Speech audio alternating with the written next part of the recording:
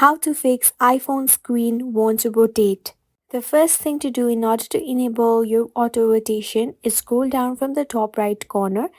Click on this lock option that you can see, and once it is highlighted, it means that your auto rotate mode has been disabled. So make sure that the auto rotate mode is not enabled. The next thing that you have to do is access your app store and then go to your account settings by clicking on the top right account profile that you can see.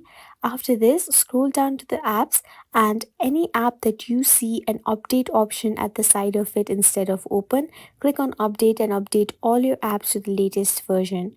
Also go to settings and general and then click on software update. Wait for a few seconds, and then if you have any updates available, click on update now or update tonight option in order to update your iPhone to the latest version. The final thing you can do is go to General again and scroll down to the bottom and click on Shutdown.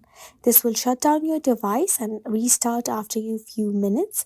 After you have restarted, your problem will surely go away. And this is how you can easily fix iPhone screen won't rotate. We hope this tutorial helped you. Thank you for watching and do subscribe to our channel for more such useful videos.